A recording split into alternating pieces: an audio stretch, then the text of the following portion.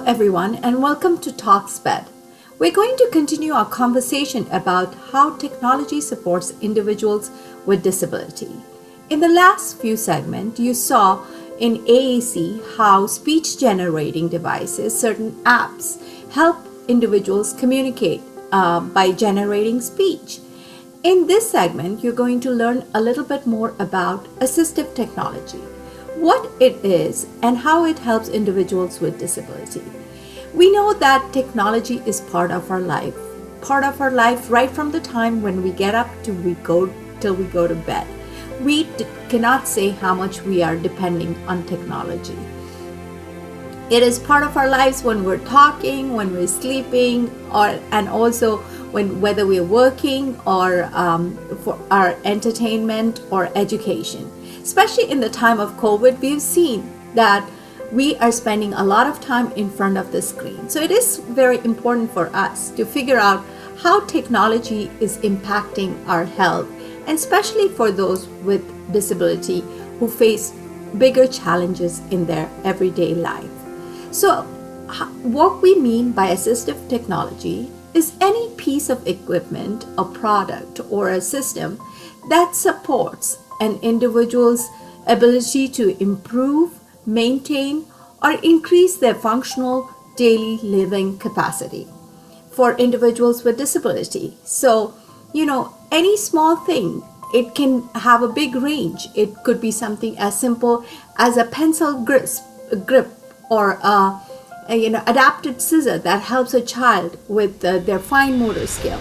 Or it could be something as sophisticated as a prosthetic or a wheelchair that helps individuals get around in their life. So the range could be vast. And how do we decide what is the technology that supports them? This is, again, like in the case of AAC we saw, is done by a team of professionals who are knowledgeable about assistive technology.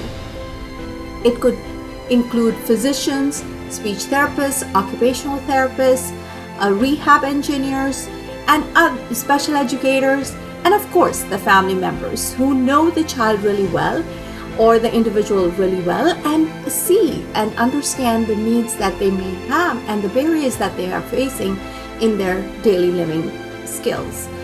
And once we identify the technology, whether it's a small and cheap technology piece or a very advanced system, the next question comes, how do we access this, or how do we get these technology and to make the life better? And for that, again, the options vary depending on the individual's age.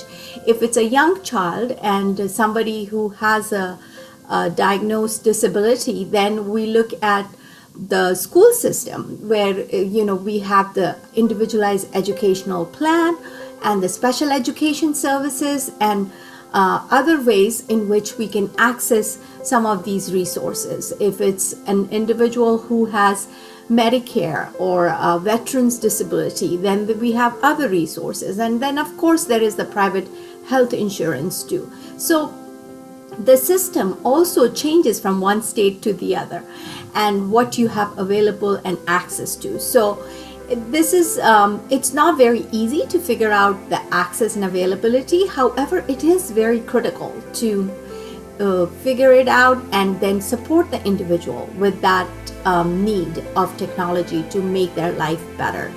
And there are organizations like the ATIA, Assistive Technology Industry Association, where you can get more information also through the AAC's resources that I shared earlier, or any of these professionals who work together and are more knowledgeable about assistive technology, right from your physician or your child's pediatrician, who can give you more information about where to access these services, how to get the assessment done, and then support the individuals with disability in their daily life.